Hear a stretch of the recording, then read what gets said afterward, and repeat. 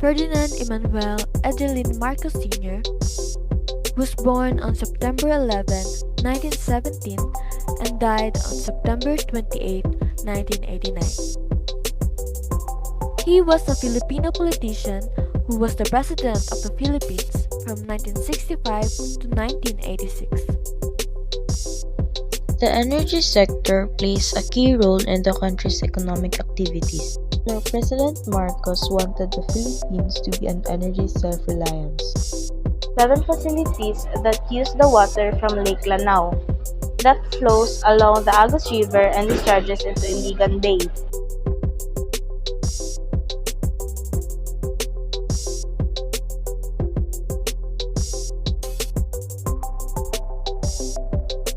During Ferdinand Marcos Sr.'s presidency in the Philippines, several initiatives were undertaken in the field of education to promote science and technology. Here are a few notable contributions. First is the expansion of technical and vocational education. The Marcos administration recognized the importance of technical and vocational education to meet the demands of a growing economy.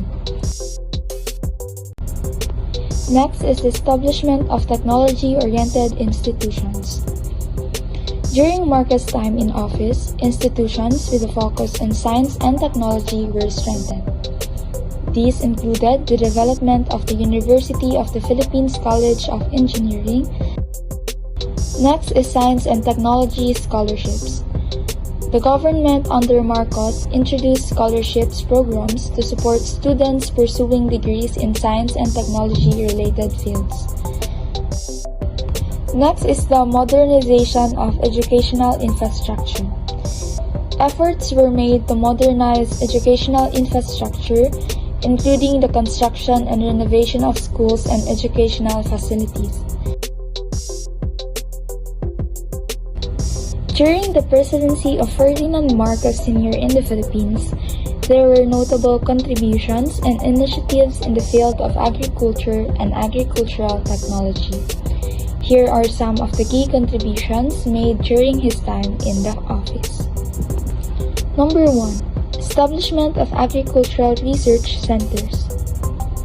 President Marcos established the Philippine Council for Agriculture, Forestry, and Natural Resources Research and Development in 1973. Next is the Green Revolution efforts. The Marcos administration actively promoted the Green Revolution in the Philippines during the 1970s. This initiative aimed to increase agricultural productivity through the introduction of high-yielding crop varieties, improve irrigation systems, and the use of fertilizers and pesticides. Number 3 is infrastructure development. President Marcos initiated various infrastructure projects that benefited the agricultural sector. These projects included the construction of irrigation systems, farm-to-market roads, and post-harvest facilities.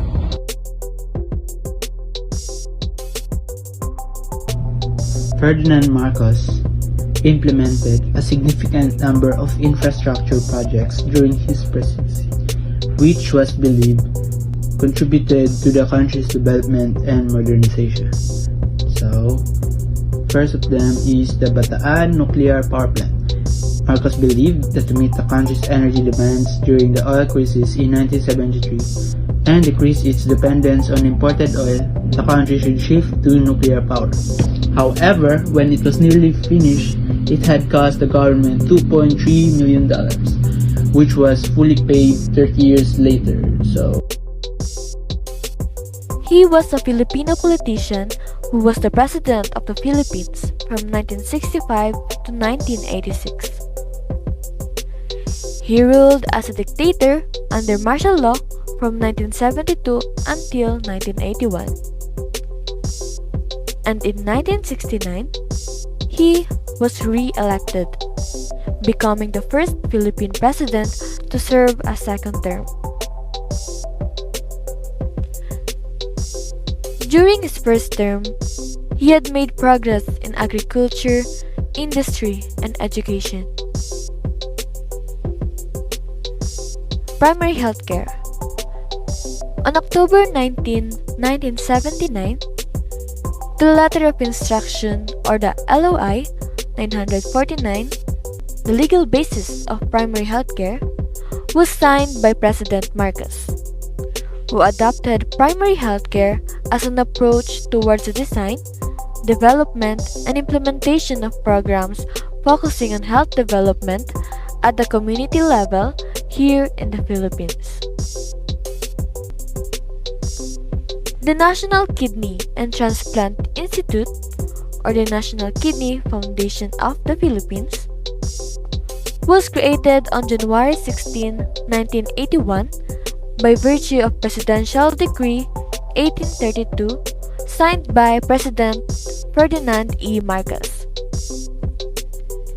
It was created with a threefold mission of service, training, and research primarily for the benefit of the Filipino people afflicted with kidney and allied diseases and in pursuance of the policy of the state to secure the well-being of the people by providing them with specialized health and medical services. PCMC, or the Philippine Children's Medical Center. On August 10, 1979, the hospital was known as Lungsod ng Kabataan, and it was established through Presidential Decree 1631 and has the most comprehensive pediatric rehabilitation facility and the most extensive pediatric multi-specialty for inpatients, as well as for clinic service to outpatients and referrals.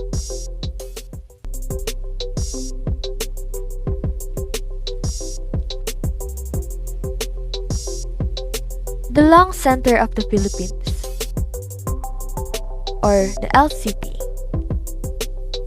It was established through Presidential Decree number 1823 on January 16, 1981, to provide the Filipino people with a state-of-the-art specialized care for lung and other chest diseases.